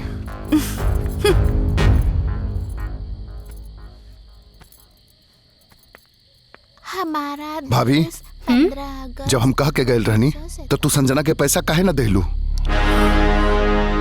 देवर जी, उनके 1.5 लाख रुपया चाहत रहे और हमरा लगे इतना पैसा कहाँ बा? काहे? भैया के खाता में 80 लाख रुपया नहीं खे, उहे में से निकाल के दे दिहल रह तू।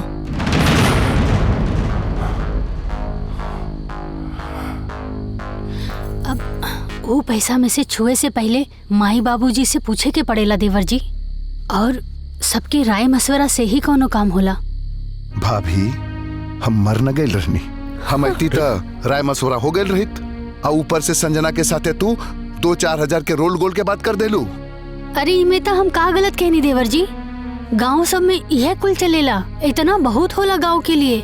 भाभी, वो गांव के लड़की ना बिया, उस शहर के लड़की बिया, अब वो बड़ घर के। ओकरा साथे अपना आप के कंपैरिजन मत करा।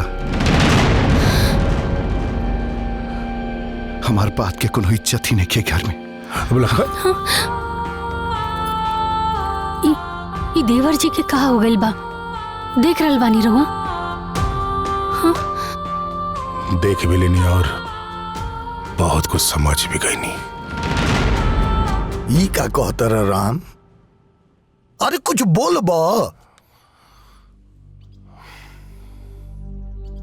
बाबूजी, काल के ये घर में हम चोर बेईमान बन जाई, वो से बढ़िया बा कि ये घर का सारा हिसाब किताब, लेखा जोखा, खर्चा अब रहुआ देखी। रहुआ हमारे साथे बैंक में चली, हमारे अकाउंट में जितना पैसा बा हम आपके अकाउंट में ट्रांसफर कर देव तनी। का भइल? के का कहल? कुछ बोल बा। लखन। लखन? लखन? हाँ बाबूजी, लखन के अब हमारा से हक, हिस्सा और हिसाब किताब चाहिए। हमारा 80 लाख रुपए में से 1.5 लाख रुपए उनका काहे ना मिलल, ओकरा ही जाने के बा। बाबूजी, जब घर में पढ़ल लिखल और बड़ घर के बेटी आ जाए ना, तब अभिमान तइये जाला। समझ गई। राम के माई। हाँ जी। लखन के बुलाव, हम तो जान ली सच्चाई का है। जा बुला के ले आव। बुला के लावा तनी। राम, हम यही से लखन के बियाह ना करल चाहत रहनी है, लेकिन तू अजान की दोनों जना हमरा के मजबूर कर देला। तब बाबूजी के जानत रहे कि उनकरा खातिर मेहरारू हमनी से बड़ हो जाई? का बात बा बाबूजी? ई राम का कहत रहा लखन? तारा के हक, हिस्सा, हिसाब किताब चाहिए। अरे एक घर में घर चलावे के नियम कानून हम बनौले बानी कि तहरा कमाई से एक घर के खर्चा चली, और राम के खेत के कमाई से घर के कोनो बड़हन काम होई। बुझले? हाँ तो का हो गई? तहरा के हक हिसाब चाहिए रहल तो हमरा से कहले रहते। कहा भैया, औरत के चढ़ेला पे शिकायत करे आ गेला हो।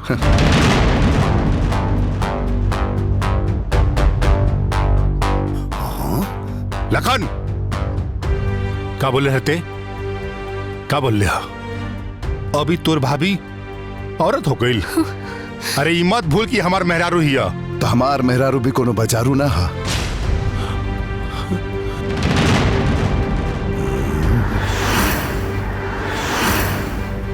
दिन रात काम करे नी, पसीना बहावे नी, घर चलावे नी, और कुछ बोले के हक भी नहीं क्या हमार। हकबा तोर, लेकिन एसी में पसीना ना बहेला, पसीना बहेला खेत में। घाम में जब दे जरेला और पैर तपेला ना, तब पसीना निकलेला। अगर तू पसीना बहावता रहे ना, तो हमनी दोनों प्राणी भी पसीना बहावता नहीं जा। सवेरे से लेकर रात तक, घर से लेकर बाहर तक हमनी का पर मेहनत करता नहीं जा, तब पसीना बहता। अरे एड़ी के पसीना चोटी से बहता। हाँ तो ठीक बाना, छोड़ दो दोनों प्राणी हमारे साथ, वो करके दिखा दे।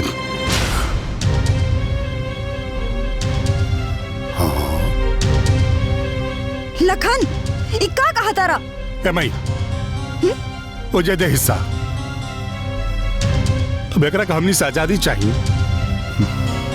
यही में हमनी के भलाई बा। मई लगा दे हिस्सा और कर दे बंटवारा।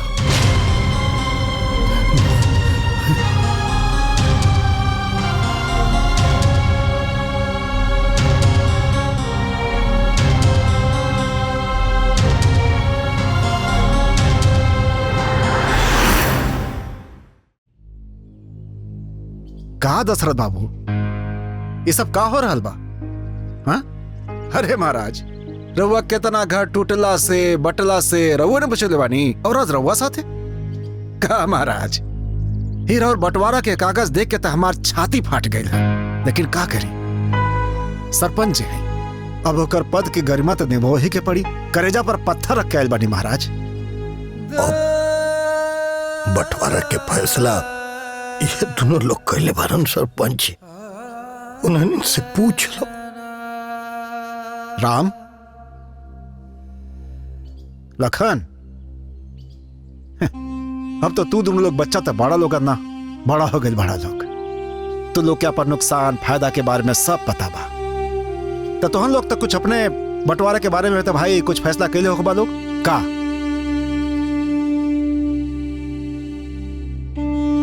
ही पंच के हिसाब से बंटवारा के फैसला ही बाकी ई घर में 6 गो रूम बा। 3 गो रूम राम बाबू के और 3 गो रूम लखन बाबू के। आ बीच में आंगन बा। आंगन के बीच में तुलसी चौरा। तुलसी चौरा के दाहिना साइड में राम के और बाएं साइड में लखन बाबू के। अब घर में 2 गो गाड़ी बा, एगो ट्रैक्टर और एगो कार। राम बाबू खेती किसानी वाला आदमी हमन, तो राम बाबू के ट्रैक्टर दे दिहल जाओ। लखन बाबू ऑफिशियल आदमी हमन, तो इनकरा के कार दे दिहल जाओ। ठीक बा ना? अब राम बाबू के खाता में 80,08,000 रुपया बा, जौना के भी 2 गो हिस्सा होके के चाहिए। तो 40,04,000 राम बाबू के और 40,04,000 लखन बाबू के। और एक बात और, दशरथ बाबू के खाता में 12 लाख रुपया बा, जौने के बंटवारा ना हुई, ऊ ई दोनों प्राणी के रही। हाँ सही कहला, सही कहला, ठीक कहता, सही कहला। और हैसियत के मुताबिक से 150 बीघा खेत बा भाई, जौने के बंटवारा हमने कही ना सकीला। एकर फैसला कोर्ट कचहरी करी।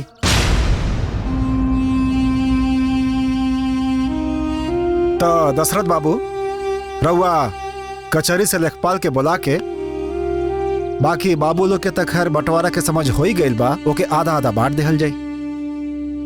तो ये फैसला तोहन लोग के मंजूर बा? मंजूर बा। मंजूर बा। और रउआ दशरथ बाबू? अब हम का कही, हमरा लोग के कोनो सबूत नहीं के।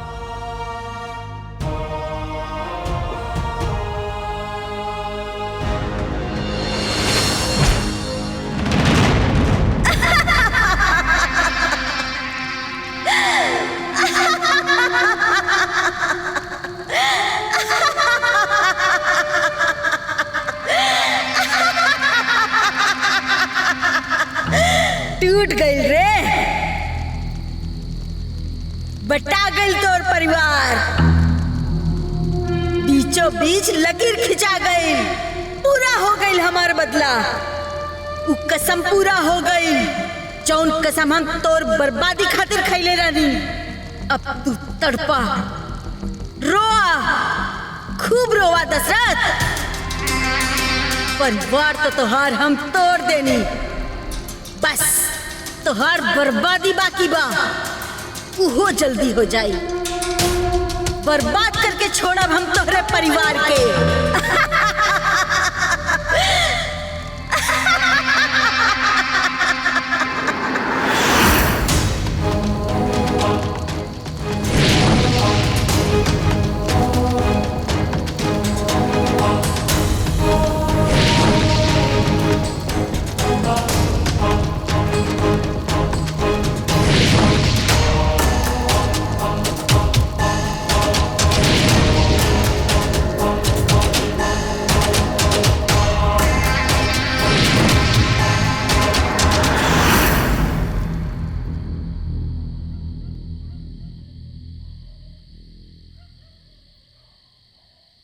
ऐसे कहा देखा तनी, जौन इच्छा करे खा ली।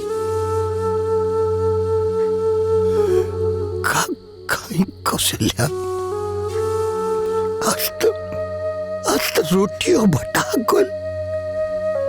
हमरा तो ई समझ में नहीं के आवत के कर थरिया खाई, राम के लखन के।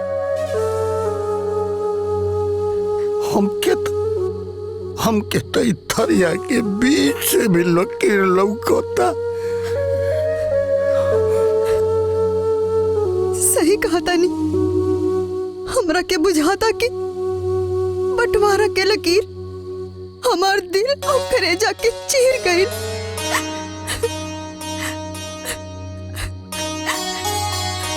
खुश है हमारा अयोध्या बटा गई हमारा अयोध्या।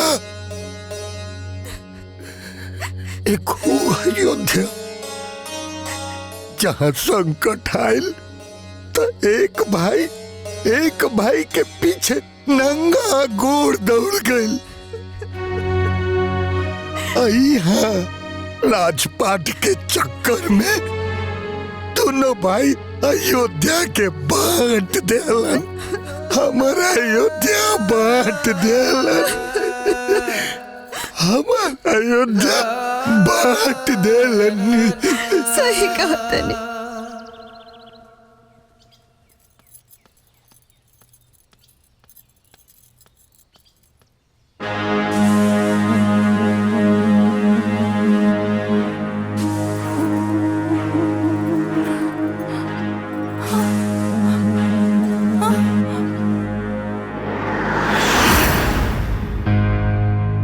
अच्छा, आपन हिस्सा साफ करके हमके दिखावतानी कि हमार साफ है। हम हो साफ करके दिखावतानी।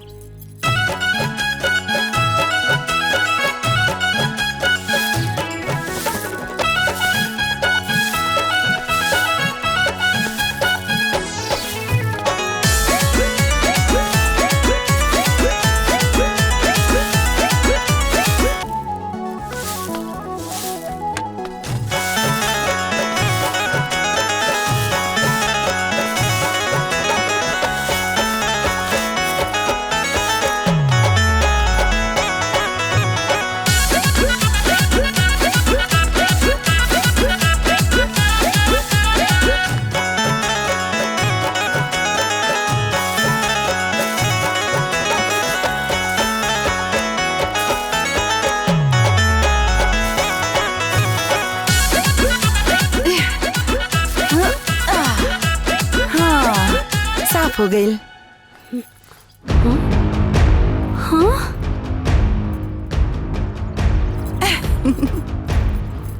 Hello madam.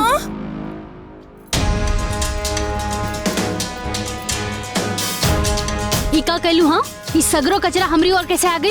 तो हम का करी? इता हवा के दोष हो, ये कचरा के थोड़े ना हाथ पैर होला। ये हवा जहाँ लेकर जाई वहीं पे जाई ले। ये हवा के ना तोहार नखरा के दोसा। हाँ अरे जब काम करे के ना आवत रहे त काहे ई घर बंटवा देलू। घर हम ना रउआ बंटवा देनी ताकि आपके रास्ता साफ हो जाई। रास्ता तो तोहार साफ हो गइल बा। लाखों मिल गइल बा रातों रात गुलछर्रा उड़ावा। काहे ना उड़ाई, हम कोनो भिखारी की बेटी थोड़े ना हई। अरे ना हो तो टांग पसार के रहा ना। ये अपन नखरा और ये कचरा संभार के रखा। रुक। हाँ?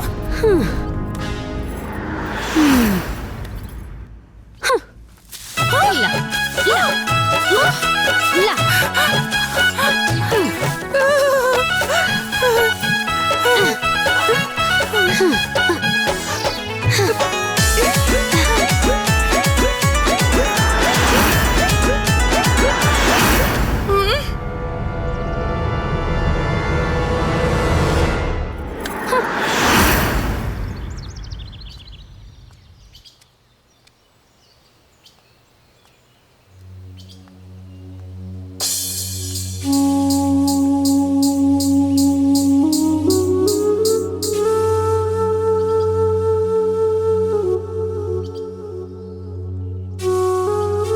देखा ताड़ा कमाल, जब से दशरथ बाबू के घर टूटल तब से उनका चेहरा के रंग और चले के ढंग दोनों बदल गए। सही कहा ताड़ा भाई, ना तो पहले गर्दन उठा के चलत रहले और खुशी भरल चेहरा से मुस्कुरा के चलत रहले। अरे तो उ कहावत ना सुन ले बड़ा कि जेकर किस्मत फूटेला वही के घर टूटेला।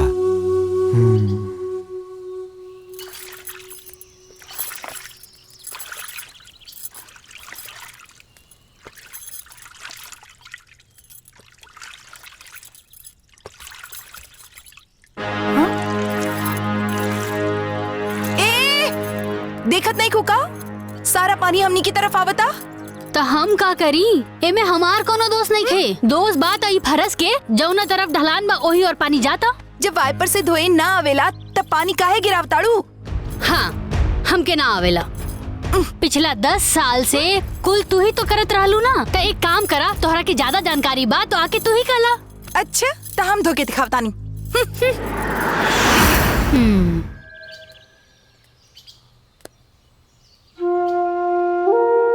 भोले बाबा, ये तो हम जानते बानी कि सुख दुख रौरे देहल इंसान के जीवन के साथी हो। जब सुख सूरज चढ़ेला तो परछाई साथ साथ चलेली, और जब दुख के बदली छा जाला तो परछाई भी साथ छोड़ देले। हे भोले बाबा, हमरा से ऐसा कौन गलती हो गल जे हमरा अयोध्या पे दुख के पहाड़ टूट गल। कि को नजर लागल कि हमार घर महाभारत के अखाड़ा बन गल। भगवान अब नहीं के सहल जाती करे जाके दुख, चाहे तो हमार जान ले ली, ना तो हमरा घर के सुख शांति हमरा वापस कर दी भोलेनाथ।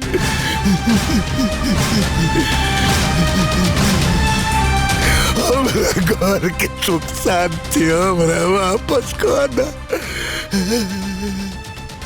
मुखिया जी, मुखिया जी,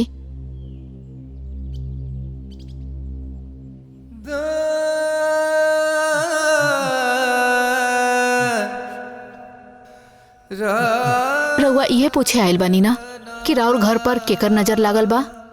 हम बतावत बानी, राउर घर पे और केहू के ना उस उमरिया के नजर लागल बा। इते का कहत रे? हाँ मुखिया बाबू, जौने दिन राउर घर बटाइल ओ दिन रात के सुमरिया के घरे गईनी ओकर उधार आटा देवे। वहाँ देखनी की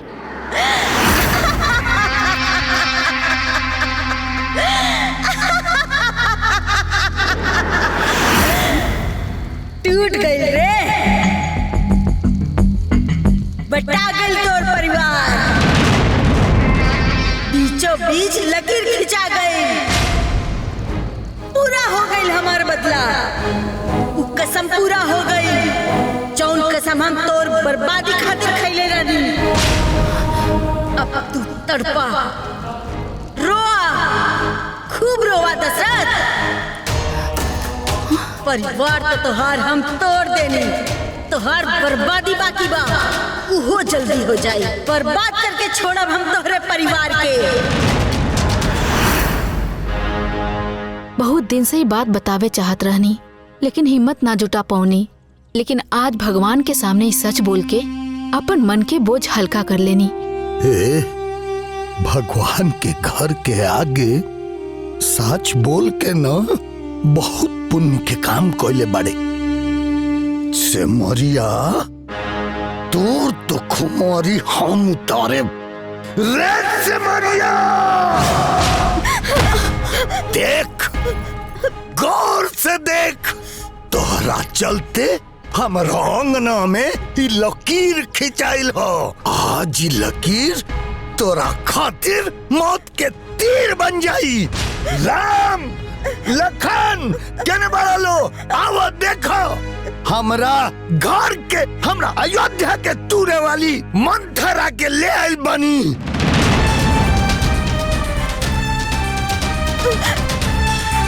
दशरथ बाबू हमरा के माफ कर दी। का बोल बाबूजी? हम गांव छोड़ के चल जाए, हमरा के माफ कर दी।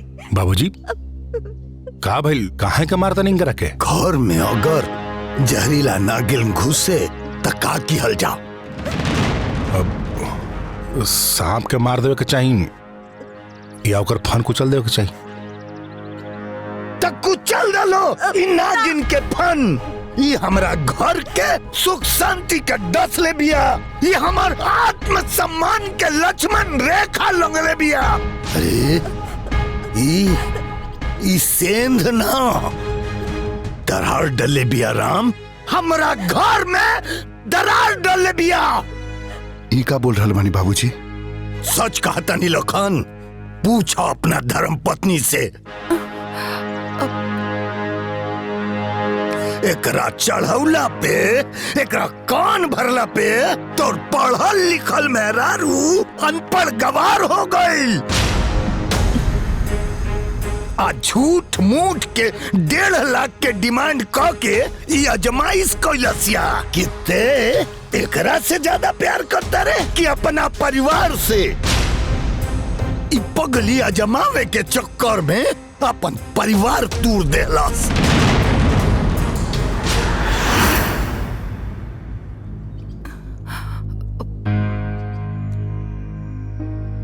काई सच में संजना?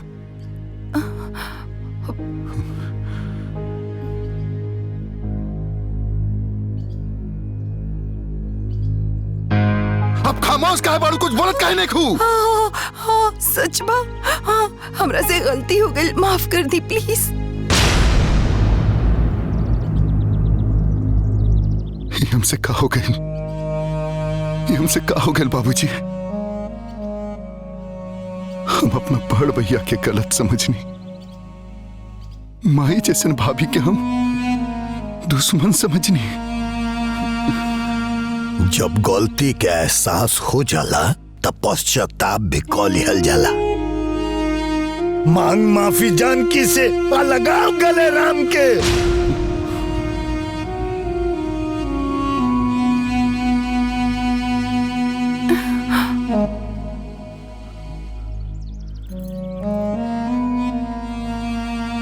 हमके माफ करता भैया। कैसे माफी रे? कैसे माफी रे? कब होना रे?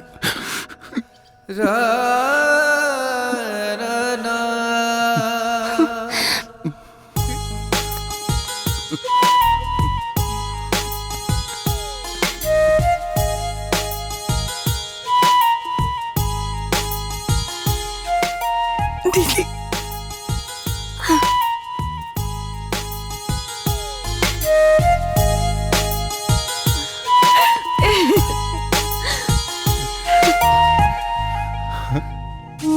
देवरानी जी, तोहरा बगैर ना हमार अंग्रेजी अधूरा रहल। और तोहर बिना हमार किचन।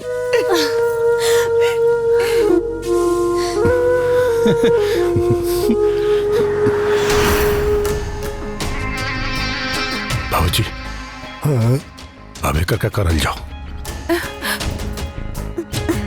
एक और फैसला पंचायत करी।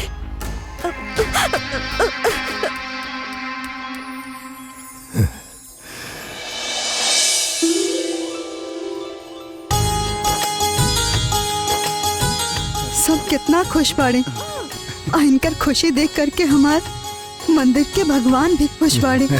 चाय ठीक बा। भगवान कब चाहलो कि परिवार में तकरार होके। हाँ? वो तब परिवार और समाज में सुख शांति के रास्ता देखले बाड़ा। हाँ? बाबूजी माई रहुआ कि आप लोग अपन सालगिरह में कहाँ जाल चाहब? कहाँ कोना तीर्थ स्थल पर टिकट करवा दो तनी। अरे हम तो भुला ही गई नी, कल हमने के शादी के सालगिरह बा। हाँ लेकिन हम न भुलाए रहनी माई। हम और संजना मिलके तोहरा और बाबूजी खातिर बहुत बड़ सरप्राइज रखले बानी। का सरप्राइज? हाँ। कैसन सरप्राइज रे? अरे बताइब ना भैया, चल के खुदे देख लिया। काल भोरे सबके साथे में चले के बा। हमू सपना के पूरा केले बानी जेकरा के हम 1 साल से तैयार कर रहल बानी।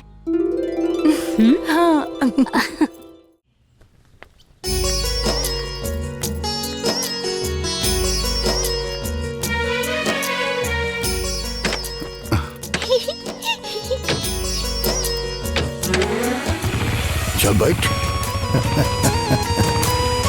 चल।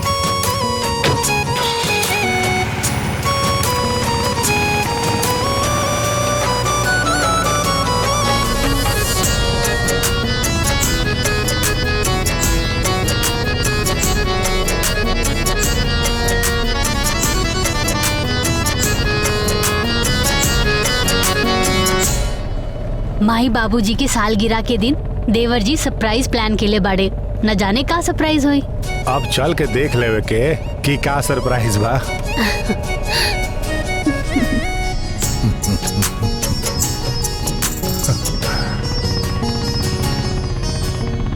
बस हमनी के हंसत खेलत परिवार के केहू के नजर ना लगे। सच कहा तारू बहू। ना लगी नजर, कहाँ लगी? बाबूजी कुछ समझ में आवता का सरप्राइज होखी? अभी तो लौखन बताई कि का सरप्राइज हो। अरे बेटा ठीक से बैठना।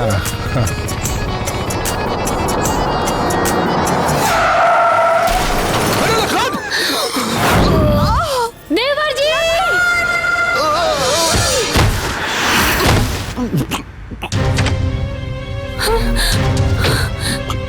देवर जी!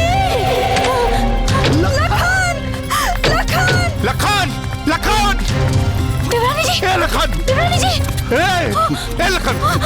अरे बाबूजी देखिए लखन क्या हो गई? अरे बाबूजी एम्बुलेंस बुलाई ना। अरे गाड़ी आता ते नहीं। देखिए क्या हो गई? देवरानी जी! चल के कुछ ना हुई, कुछ ना हुई। चाची! अरे क्यों डॉक्टर को बुलाओ ना? ए लखन!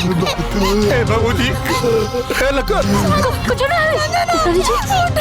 कुछ ना हुई। लखन! देवरानी जी! देवरानी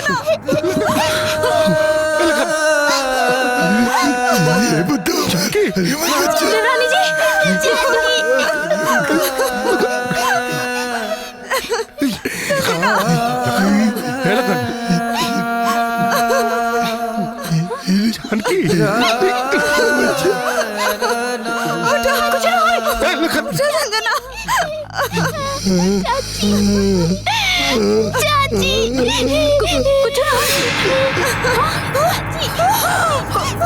कुछ लखन उठना रे।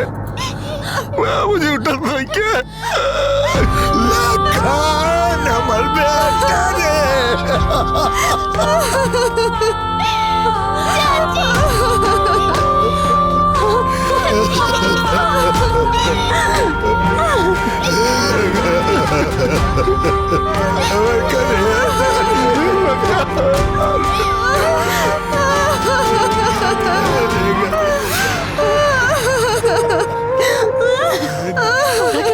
कुछ ना हुई।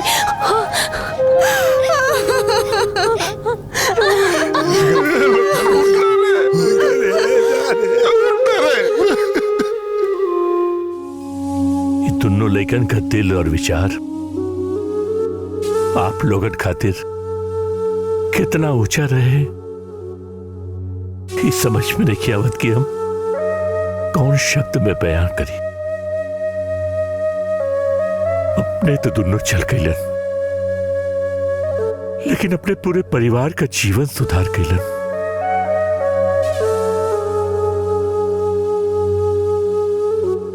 हाँ भाई साहब, ये देखी, ये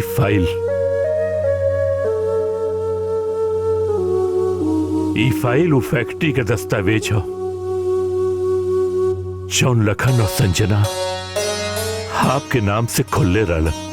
फैक्ट्री?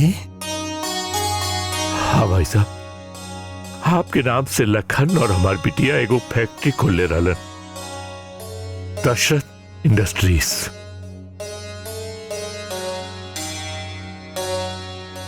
और वही का उद्घाटन कराए खातिर आपके सरप्राइज देवे के नाम पर लेके जात रहलन।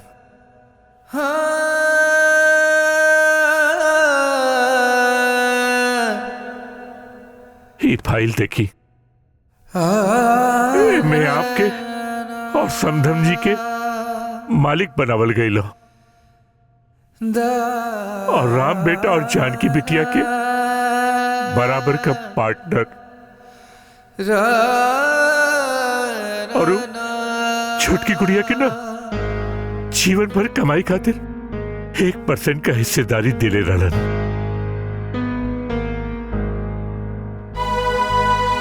भाई साहब, हमरे बेटी दामाद का इच्छा रहे कि फैक्ट्री का उद्घाटन आप दोनों प्राणी करी। उन लोगन की इच्छा अभी भी अधूरा बा, कि आप लोग पूरा करी।